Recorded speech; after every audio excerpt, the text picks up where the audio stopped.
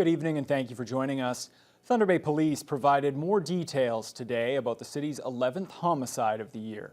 A 28-year-old man died in hospital this weekend following an apparent stabbing at a Northside apartment complex early Saturday morning. Jess Clement reports. First responders were dispatched to the Androscote Apartments around 1 a.m. Saturday, where they found an adult male who suffered significant injuries. The 28-year-old victim from Ajax was rushed to the regional hospital, where he later died from his injuries. Police have determined his identity but have not released his name, as they are still in the process of contacting family. Detective Inspector Jeremy Pearson says the injuries were consistent with the stabbing, as police believe an edged weapon was involved. And he says they don't think it was a random incident. In terms of motive and the exact relationship between the parties involved, that's subject of our ongoing investigation. However, I can state that there is a history of interactions between the involved parties, and we do not believe at this time that this was a random occurrence. No arrests have been made yet. However, Pearson says developments have taken place to lead investigators to identify a number of witnesses as well as persons of interest. Investigators are asking anyone with information about the incident to contact them. We're appealing to the public, particularly those with residential or business surveillance systems and security systems in the area of Red River, Algoma, and Pearl Streets to make themselves known to the police if they're able to share security footage that they may have recorded. Specifically, we're looking at the time period between midnight and 2 a.m. on Saturday, the 24th of September. Members of the Major Crimes Unit and Forensic Investigation Unit are also involved in the ongoing investigation. Jessica Clement, TBT News. Highway 11 in Greenstone was closed for several hours today, following a collision between a school bus and a pickup truck. Nipigon and Greenstone OPP, along with fire crews and EMS, responded to the crash site just west of Beardmore around 12:30 this afternoon. One student on the bus was taken to hospital with minor injuries, while the driver of the pickup was airlifted to hospital in Thunder Bay with more serious injuries. The highway reopened around 4:30 this afternoon. It's been 1 year since the city's first major roundabout opened to the public at the intersection of Redwood Avenue and Edward Street. City officials say there have been very few collisions over the first year, and they're now looking at other locations for roundabouts as well. Mitchell Ringos has the details. When the roundabout in Northwood was first being proposed, some members of the public were a little wary of the big change. But city project engineer Matthew Miedema says local drivers have done remarkably well in adapting to the circular intersection since it opened on September 25th of last year. He hasn't heard of any major collisions since then, just a few small fender benders, including one at the end of 2021 due to excessive speed causing one vehicle to sideswipe the adjoining car. And he says overall, it's proven to be a lot safer than traditional intersections. Well, we do have collisions here, probably equivalent to what we've seen in the past for frequency. The benefit, again, of the roundabout is it's a safer intersection, so those collisions are a lot reduced because of lower speed, so they're not injury collisions. They're just probably minor damage to vehicles, but people aren't experiencing injuries during that. So. And with the roundabout being so successful over the first year, Miedema says they are looking at potentially adding more roundabouts in the city, including one in the Parkdale subdivision at the intersection of Parkdale and Porcupine Boulevards. And they're also looking at installing one near Boulevard Lake at the intersection of Algoma and Gibson Street. And a third location being studied is near the city waterfront. So one we're looking at next year possibly would be Cumberland, North Water, and the Marina Park overpass there as we come through a major water main job through there. It might be an opportunity to see if signals are still warranted in roundabout justification. As for the current roundabout on the intersection of Redwood and Edward Street, there is still work to be done, as the city hasn't yet begun planting native plants in the middle of the roundabout, which represents the teachings of each color of the medicine wheel. Miedema says that finishing touch will hopefully be done next year, early in the spring. Mitchell Ringos, TBT News. Tonight, we continue our coverage of the mayoral candidates in Thunder Bay with a look at first-time candidate Clint Harris. He's never served in a political position, but Harris believes his lengthy resume makes him the perfect fit for the top job on City Council. Vasilios Bellos has this candidate profile.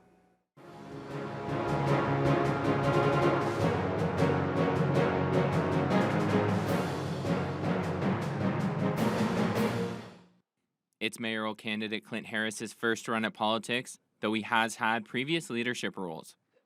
Harris spent more than 25 years on the board for the Community Auditorium and also chaired the board for the Thunder Bay Regional Health Research Institute and was a publisher at the Chronicle Journal. Harris explains why he decided it was time for him to run for mayor. After everything that I've seen in council with regards to handling the need for demanding more mental health and addiction beds, besides all the other issues with regards to business not growing, and we need some excitement in this city. I've worked, with many boards and created a lot of excitement, a lot of successes, and when you want to fix something, you need to actually do it. And what does Harris believe is the most important issue in this municipal election?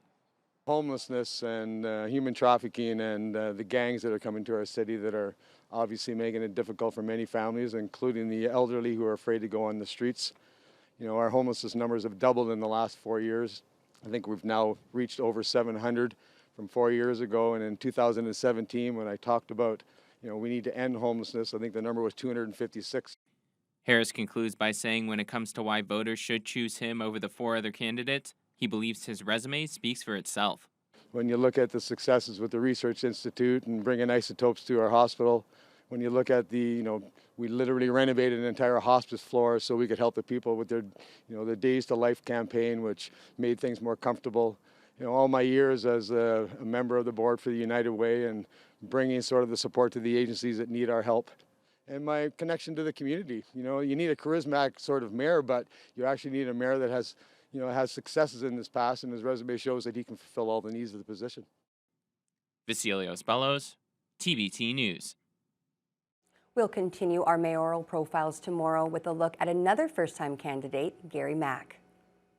The name Noront Resources is no more. The mining company, with a large percentage of the claims in the Ring of Fire, was purchased by Australia-based Wyloo Metals in April, and the parent company has now decided to give its Canadian acquisition a new name that reflects its prime area of development.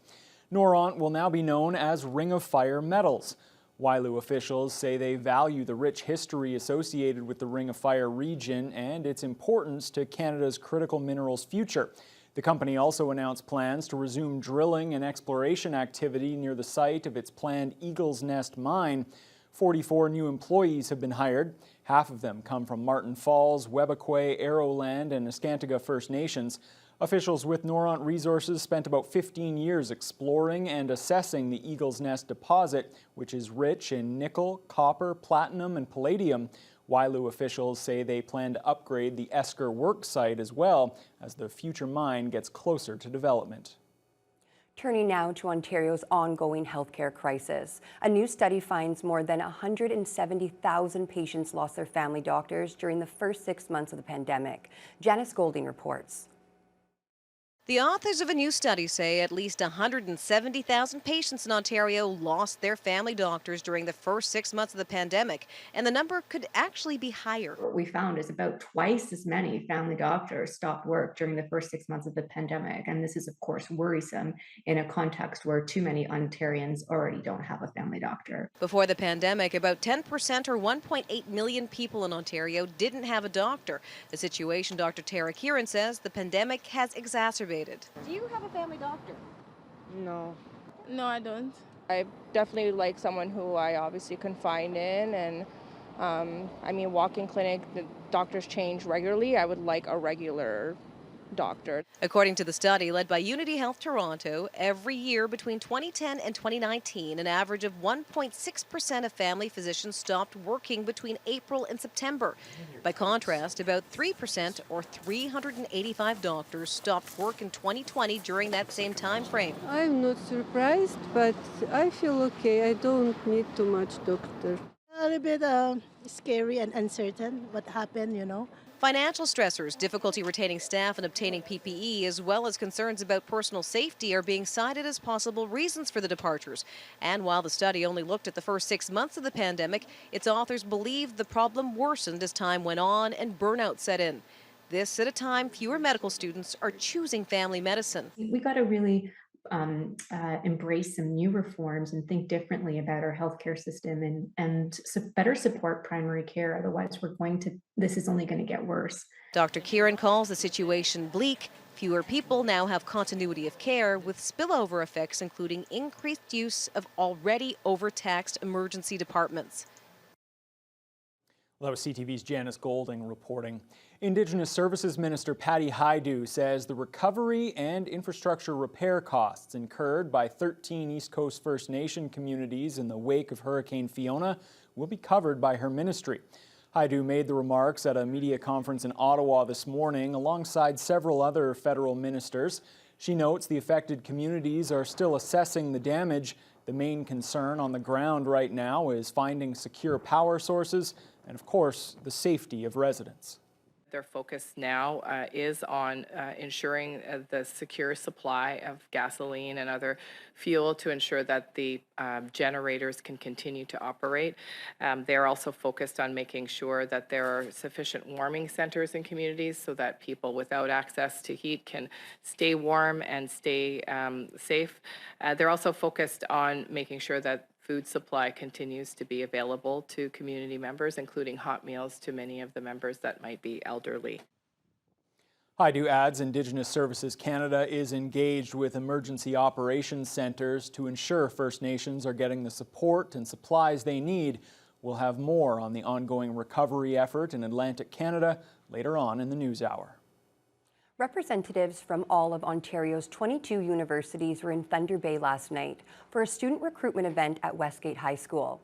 The Ontario University's regional fair invited students and their parents or guardians to a free open house style event where they were able to speak in person with multiple university representatives. The event gives students the opportunity to learn more about different programs, admission requirements, scholarships, student residence, and campus life, and more, to help them make an informed decision about where to apply. We spoke with some of the attendees about how valuable this fair is. It's amazing getting to meet students in Thunder Bay. As a university stationed up in Northern Ontario as well, it's really exciting to get to meet other Northern Ontario students and see if they're interested. Well, you know, it's very rare to get an opportunity like that. I mean, many years ago, you would never know, but now that they're hosting these events, it's so much easier to find out what you want to do. So yes, it's very helpful. Anyone who missed the fair or just wants to learn more can visit ontariouniversitiesfair.ca for more information and virtual events. Well, Mitch, as we've been growing accustomed to over the last few days, a little bit chilly out there. Fall has definitely arrived. Like you said, fall is on the way. I did see a couple people very brave, still wearing t-shirt and shorts, but for the most part today I saw a lot of fall jackets on everyone outside as the temperature, starting with the low of 4, made its way up to 10. That temperature trying to stay as high as possible. The wind, though, making everything very cold today, up to 30 kilometers from the northwest, bringing that cold air down, along with plenty of cloud coverage, so not too much sun, brightening up everyone's day.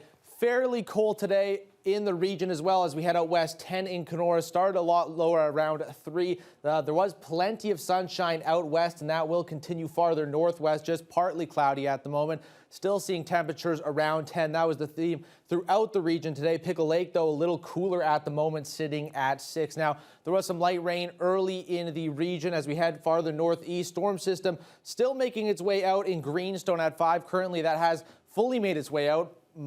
Plenty of sunshine at the moment, while as we head out east, Sault Ste. Marie still having some on and off showers, expecting that to continue heading into the night. They're also sitting at 10 at the moment. Now, tonight here in Thunder Bay, that temperature is going to drop. We might need more than a fall jacket tonight if you're going to head outside, down to -3. The good news is it is going to be clear, so no snow on the way. We want to hold off as long as we can on seeing that. The wind, though, is going to still be up there from the north-northwest from 7 to 22 kilometers an hour. So like Ryan just said, the fall cold temperatures are here. Thank you so much, Mitch. Well, ongoing recovery operations and emergency operations are happening in Atlantic Canada, and Prime Minister Justin Trudeau is on scene. We'll have all those details for you as your Tuesday News Hour continues. There's always lessons to be learned, and unfortunately the reality is with climate change there are going to be more extreme weather events with a greater intensity.